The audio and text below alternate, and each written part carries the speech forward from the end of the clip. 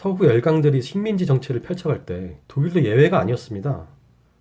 그리고 패전 이후에 그 식민지들도 독립했죠. 독일이 그 나라들에게 제대로 된 사과와 배상을 했을까요?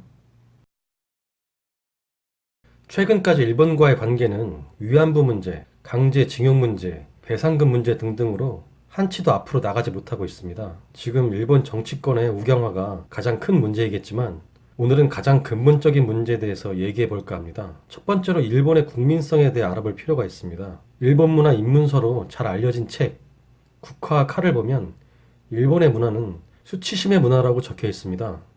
이게 무슨 얘기인가 하면 어떤 잘못을 저질렀을 때 우리나라와 같은 유교 국가는 잘못을 하는 즉시 죄의식이 생깁니다. 누가 알건 모르건 그건 중요치 않죠. 하지만 일본은 잘못을 누가 알아야만 수치심 또는 죄의식이 발생합니다. 아무도 모르면 그냥 장땡인 거예요. 그래서 최대한 최선을 다해 잘못을 숨기려고 합니다. 그래서 지금 최선을 다하는 중인 것 같고요. 그리고 사실을 왜곡하고 교과서를 왜곡함으로써 학생들에게는 아예 진실을 알리려 하지 않죠. 그리고 강자한테는 약하고 약자한테는 한없이 강하죠. 그래서 틈을 보이면 안 됩니다. 만약 지소미아 문제로 꼬리를 내렸다면 아마 우리를 완전 졸로 봤을 겁니다. 그래서 관심을 가지고 계속 합리적인 대응을 해야 합니다.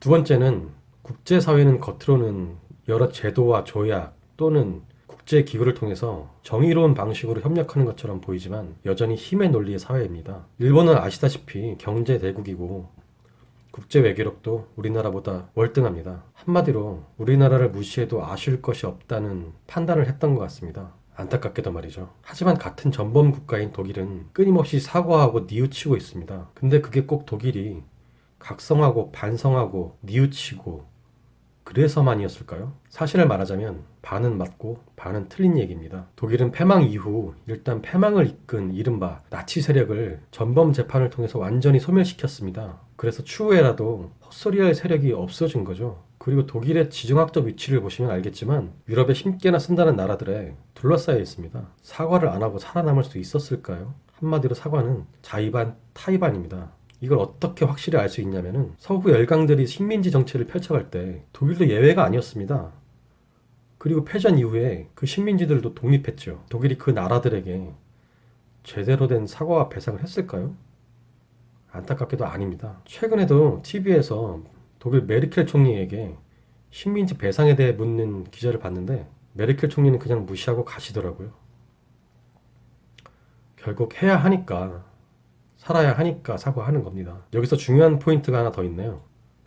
일본은 독일처럼 전쟁 범죄자들의 처벌이 이루어지지 않았습니다. 그냥 흉내만 내다 끝내고 다들 나중에 다시 한 자리씩들 하시면서 다시 정계 중심부로 들어오죠. 아베도 그 전쟁 범죄자 집안이고요. 뭐 그러니 저러겠죠. 아무튼 당분간 진정성 있는 사과는 힘들 겁니다. 두 가지 요건이 충족돼야겠네요. 일본 극우 정치인들의 소멸, 그리고 우리나라의 국력 신장입니다. 그래서 우리는 잊지 않고 계속 관심을 가지고 때를 기다려야 합니다. 절대 잊으면 안 되겠죠. 이상 변변치 않은 이야기 끝까지 들어주셔서 감사합니다.